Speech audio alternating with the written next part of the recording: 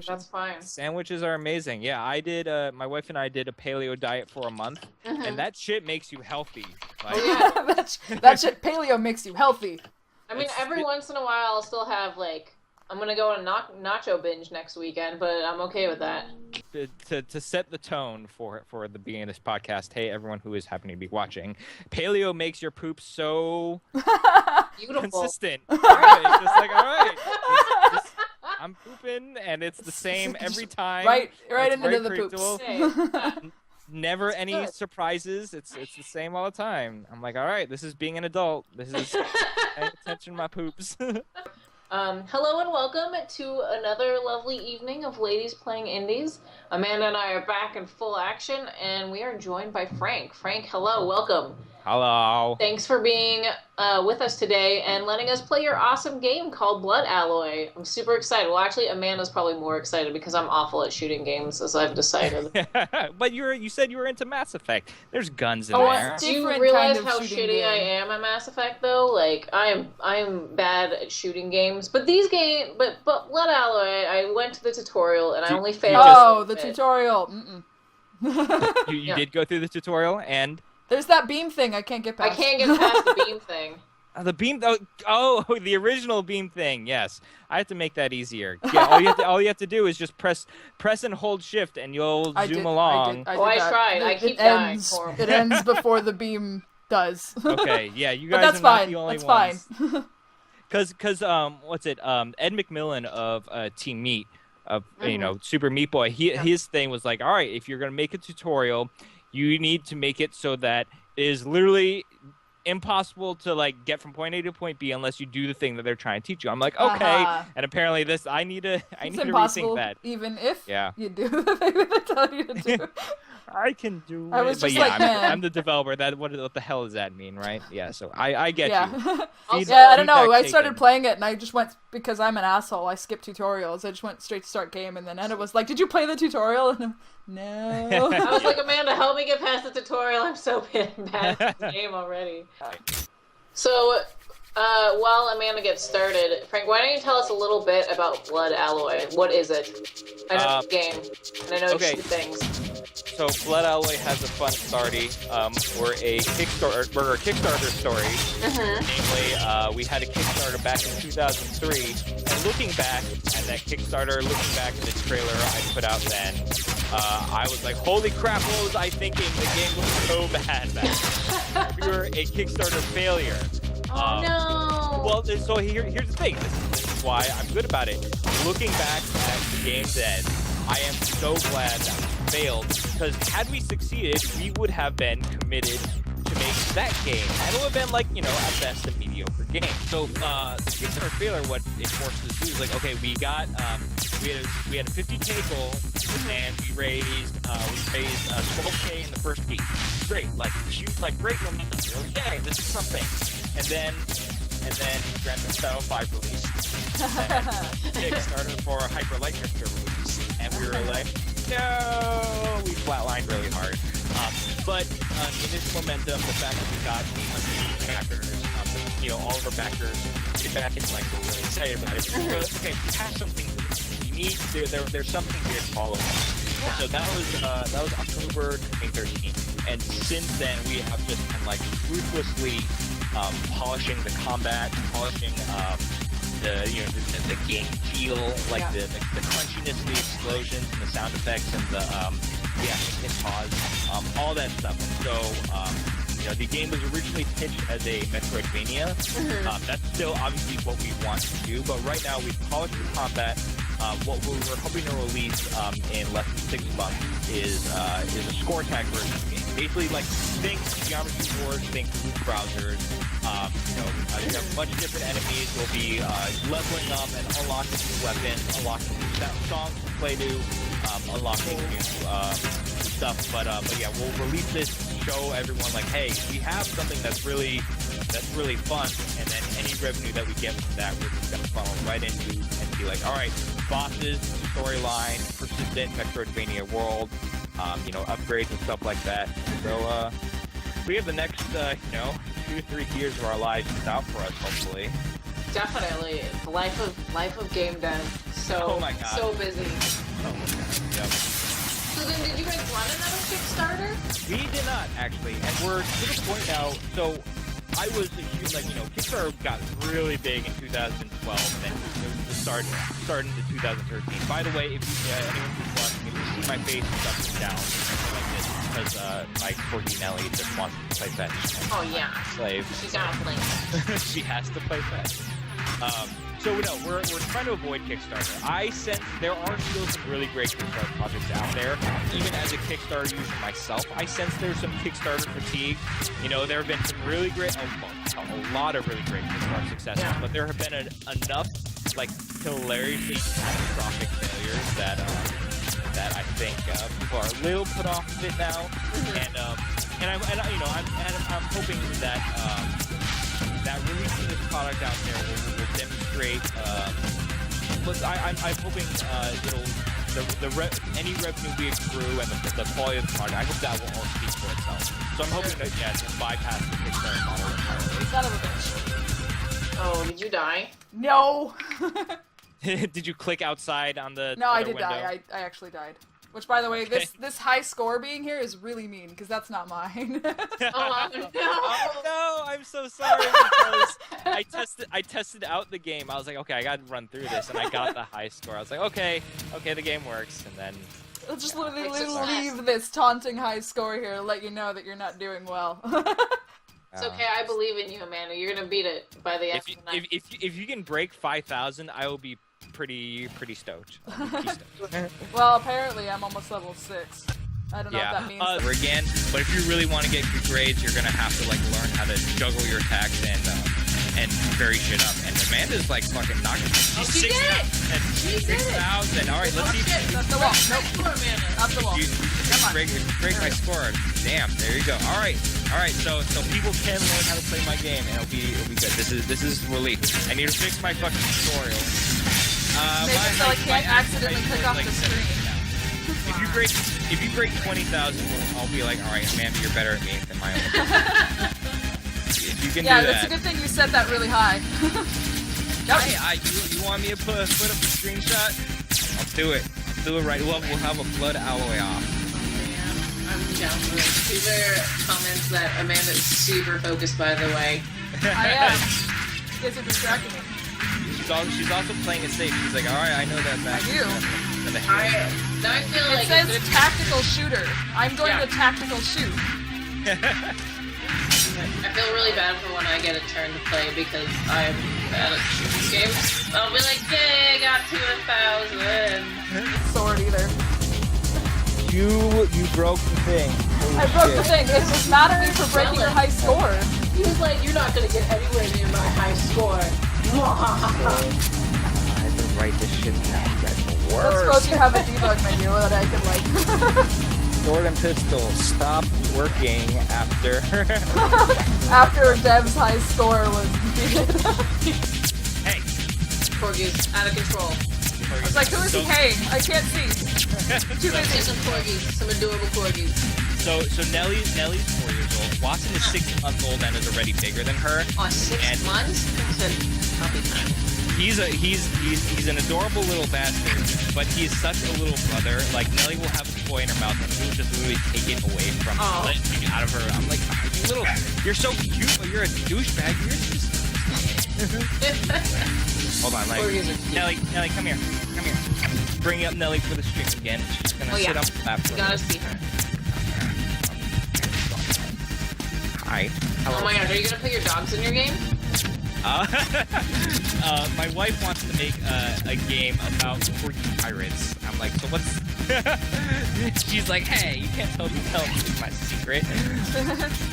What if someone does it first? At all, except for the fact that it's animals, and I love animals. Don't you familiar with Alex the parrot? No. Alex the great parrot, a parrot that can talk, and he has the intelligence of a 5-year-old human. Like, parrots are super smart.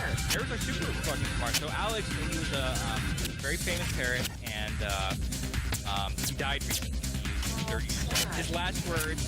Oh my god, I'm gonna cry. I love you. Be good.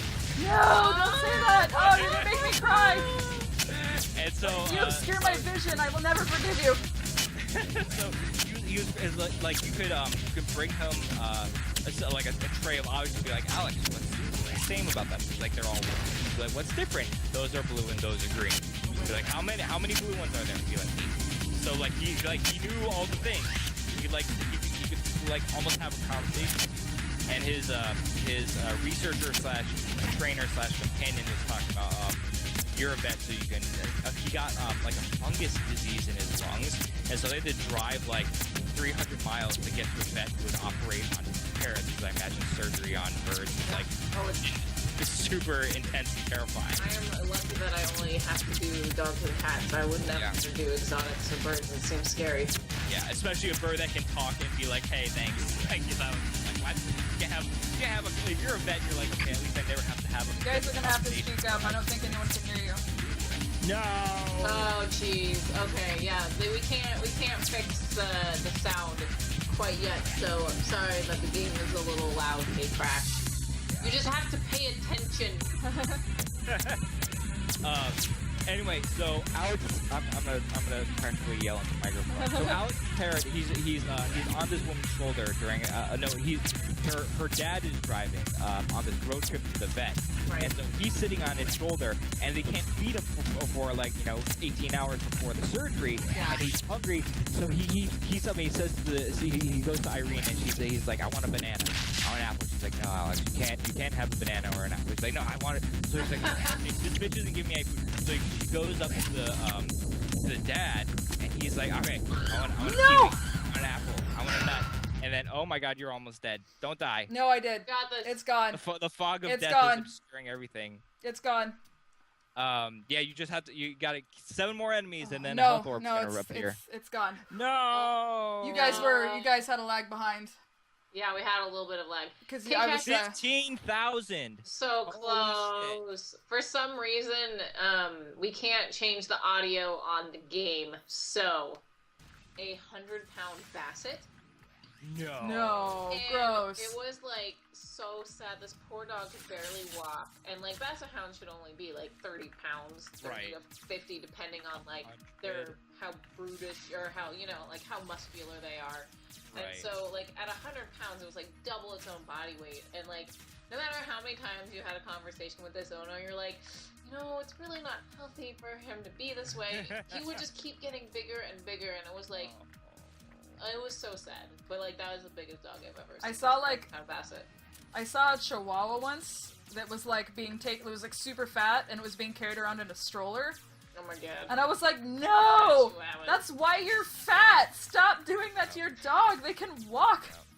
I saw the exact same thing with a fat dachshund. He was in a stroller, but he was really cute. Like, they had a little tray that you can put down for the kids' sippy cups, and he had his front paws up on that. And I was like, oh, that's really adorable, but he's really fat, and that makes me sad. And Caesar, Tango is fat with arthritis. She should be on some sort of pain medication.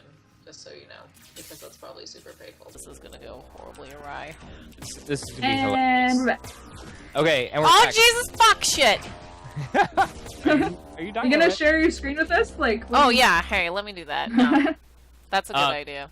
So we're back. So I was just telling Amanda and Anne about my friend's card game. It's called Billionaire Banshee. And basically, it's like a hilarious road trip game where you pose like horrible but maybe amazing dating scenarios to your friend. So I asked Anne if she would date someone who actually let's do a new one. Yeah. Anne, would you date someone who had a unicorn named Mr. Sprinkles? So yes. I'm reciting these cards by Yes. memory. So they have a unicorn. Unicorn's named Mr. Sprinkles and only answers to Mr. Sprinkles. You can ride him. He farts rainbows. Yeah. I don't even care what the bad thing is. I want this. But they want to have at least an hour a day of baby time. Namely, they wear a diaper. They wave their rattle. They want you to. Oh, you mean like a fucking baby fetish? Yeah, but. Oh. For a unicorn, I feel like maybe I could deal with that. I think maybe, yeah. I mean, what do the rainbows do exactly? Like fart rainbows? They're just rainbows. They're just beautiful. All right, hold on. Does beauty not have its own reward? I mean, Okay, yeah, I would do that. Yeah, all right. You had to be like, all right, I'm like, I like got it, the I was thing. like, I'll do it. Hold on, What is going on? A screen within a screen within a screen inception. All right. Is that any better? Yeah, yes. Yes. I think there, Well, it's hard to tell because it's lagged. There we go. Well, not lagged. I mean, there's a delay. Yeah. I theoretically How I is can. she shooting like that programming so often? Yeah, Because I'm awesome. Holy Did you shit! bug out the game? Oh my Nope, god! I totally didn't. she's able to charge her hyper laser in like fair. in a That split is not second. fair. Holy shit! I got the easy version because I'm so bad at this game. That is so Wow. not fair. I hate you What right the now. hell? How are you able to shoot that fast? If you break the That's- high score with that, it does not count. It does not count. Oh, I at don't all. think that'll be a problem. Don't you worry. Stop. That's so intense. it makes the game look like twice as cool somehow. Yeah, the frame rate is like tripled. What was I saying? Okay, so yeah, so I don't know how to quote unquote program. I like press buttons and things happen to do what I wanted them to do. But as you can see, I fucking bugs everywhere that I Oh. need to fix. This isn't even out yet. Of course, there's bugs everywhere. Okay, so yeah, your jump height is also like crazy extended. Like I think somehow. you mean crazy Oh, awesome. it's got God mode on. Yeah. And do you have like a super PC or something? Yeah, I have a pretty good PC. I mean, I can play Dragon Age. I'm a huge. I'm not okay. I'm nerdy to the point that I've never yet played Dungeons and Dragons, and I've never large. Well, we can But- fix that. But That's easy. DG is I'm amazing. nerdy up to that point. But I've been recently playing X-wing miniatures, which is so much fun. But I've heard but good things about it. my wife has not seen Star Wars and doesn't really give a shit about spaceships. But you know, being a great wife, she humored me and played a game or two with me. And she played, but she was like, "Yeah, if this were like elves and dragons, I would be so much more into it." And I can appreciate that. But then I was like, okay, what other medieval fantasy oriented games do we have? And I have a few games that I bought used from Sean. Yeah. And one of them is called Shadows of Camelot, and it's a fucking fantasy knights everything game, but it's only male characters. I was like, are you fucking What? stupid? Aww. Like there was that book Mists of Avalon. Every Yeah. single fantasy and King Arthur round table buff I knew in middle and high school they were all girls. How can you guys be like so stupid about Yeah. this? And so my idea for a card or tabletop game is I want to make a card-based dating simulator where you romance either hunky mermen or beautiful mermaids.